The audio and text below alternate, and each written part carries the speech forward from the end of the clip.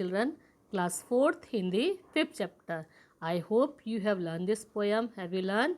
Very good. Now today we will start the question answer and some exercise of this poem. But पहले हम एक बार इस poem को revise कर लेते हैं, क्योंकि अगर हमें पोएम अच्छे से लर्न है तो हमें क्वेश्चन आंसर में प्रॉब्लम नहीं आती है। कविता में बताया गया है कि एक बालक जो है वो कदम के पेड़ के ऊपर बैठा है और अपनी माँ से बांसुरी की मांग कर रहा है। माँ उसे नीचे उतारने के लिए कई प्रकार के लालच देती है, लेकिन बालक नहीं मानता। वो कहता है कि माँ, तुम मुझे बांसुरी दिला दो और मैं कन्हैया या कृष्ण भगवान की जैसे बांसुरी बजाना चाहता हूँ। माँ उसे नए खिलौने, माखन, मिश्री सभी का लालच देती है, लेकिन बालक पेड़ के नीचे से नहीं आता। हार कर माँ पेड़ के नीचे बैठ जाती है अपना आंचल फैलाकर और ईश्वर से विनती करती है, परेशान हो जाती है। तब बालक अपनी माँ को परेशान देखकर पेड़ के नीचे उतर आता है और वो अपनी माँ की गोदी में बैठ जाता है। चलिए अब हम इसके शब्दार्थ स्टार्ट करते हैं। First you put the finger, तीरे, किनारे, विनती, प्रार्थना, पसार कर, फैलाकर, माँ, माँ का संबोधन रूप, विकल, व्याकुल, अंचल, आंचल। बच्चों ये शब्दार्थ आपको लर्न करने हैं। नेक्स्ट क्वेश्चन आंसर, लिखित प्रश्न। फर्स्ट क्वेश्चन इज, कन्हैया में क्या क्या विशेषताएं थी? आंसर इज, कन्हैया मधुर बांसुरी बजाता था और बहुत शरारती था। बालक किसकी तरह बनना चाहता है? हमने पढ़ा है कविता में कि बालक कन्हैया की तरह बनना चाहता है। कन्हैया यहाँ कहा गया है कृष्ण भगवान को। कृष्ण भगवान को और भी कई नामों से बुलाया जाता है, गिरधर, कृष्ण, कन्हैया, मुरलीधर। तो कन्हैया भी उनका एक नाम है। माँ पेड़ से उतरने के लिए क्या क्या लालच देती है? माँ मिठाई, नए खिलौने, दूध, मलाई, माखन, मिश्री का लालच देती है। आंखें मीचकर माँ किससे प्रार्थना करती है? माँ आंखें मीचकर ईश्वर से प्रार्थना करती है। जब बालक नीचे नहीं आता तो हारकर माँ ईश्वर से प्रार्थना करने लग जाती है। बच्चों नेक्स्ट एक्सरसाइज है, सही उत्तर पर सही का निशान लगाइए। यहाँ आपको क्वेश्चन के 3 ऑप्शन दिए गए हैं और आपको सही ऑप्शन पर टिक करना है। फर्स्ट क्वेश्चन इज, किसके स्वर में बालक अम्मा अम्मा कहकर बुलाता है? ऑप्शन इज बंसी, कोयल या मोर। करेक्ट आंसर इज बंसी। माँ आंचल पसार कर कहाँ पर बैठती है? चांद पर, पेड़ के नीचे या बगीचे में? कहाँ बैठती बच्चों? पेड़ के नीचे। Very good.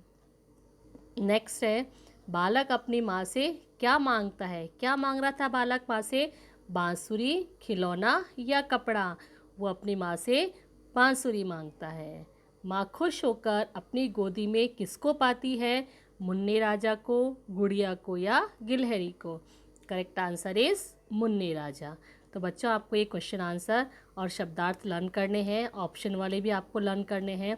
नेक्स्ट एक्सरसाइज है, नीचे लिखी कविता की पंक्तियों को पूरा कीजिए। ये आपको बुक में ही फिल करनी है, कविता लर्न करनी है, कविता में से देखकर ही इन लाइनों को आपको फिल करना है। नेक्स्ट एक्सरसाइज, सत्य अथवा असत्य लिखिए। सत्य मीन्स सही और असत्य मीन्स गलत। फर्स्ट इज, बालक कन्हैया की तरह बनना चाहता है। सत्य। बालक किसकी तरह बन रहा है? कन्हैया की तरह बनना चाहता है और उसी की तरह बांसुरी भी बजाना चाहता है। बांसुरी की आवाज़ सुनकर माँ दौड़ी दौड़ी चली आती है। ये भी है सत्य। माँ किसकी आवाज़ सुनकर आती है? बांसुरी की आवाज़। कदम्ब का पेड़ कोसी के किनारे है। कोसी एक नदी है, लेकिन कदम्ब का पेड़ यहाँ किसके किनारे बताया गया है? यमुना के। तो ये हमारा है असत्य।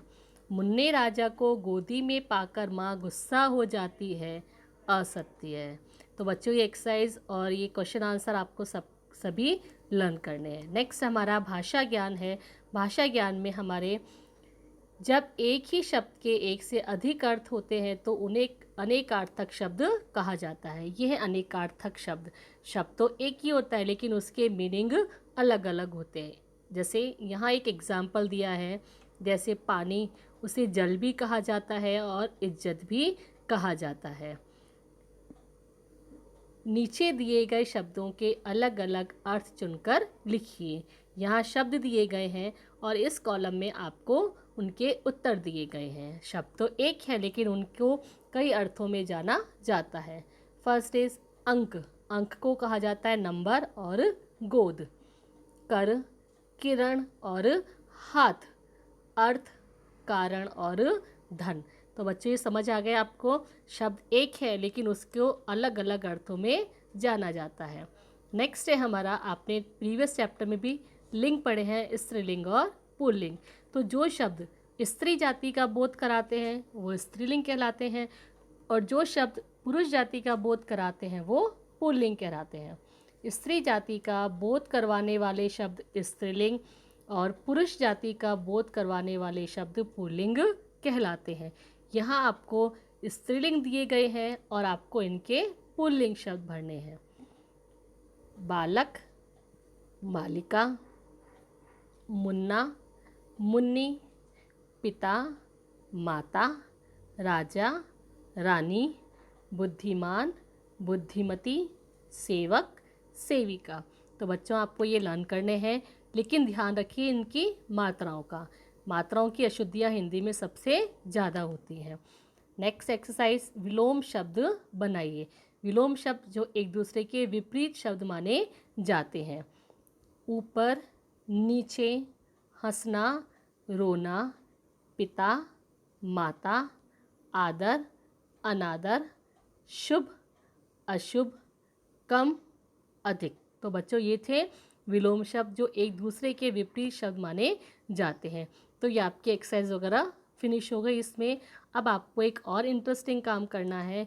यहाँ बताया गया है कि माँ हमेशा अपने बच्चों का भला चाहती है। भला मतलब अच्छा चाहती है।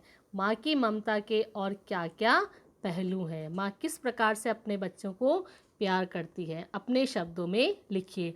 यहाँ आपको अपनी माँ से संबंधित 5 लाइनें या 5 वाक्य बनाने हैं कि माँ आपके लिए क्या क्या करती है, आपको तैयार करती है, आपके लिए अच्छा खाना बनाती है, होमवर्क में आपकी हेल्प करती है। तो बच्चों ये आपको स्वयं करने हैं।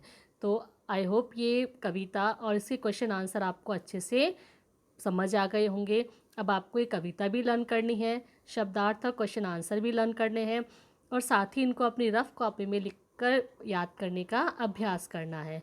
आपको अपना लेख भी सुधारना है और साथ ही अशुद्धियाँ, जो मात्रा की अशुद्धियाँ होती हैं, उनको भी आपको सही करना है। Okay, take care, have a nice day बच्चों। बाय बच्चों।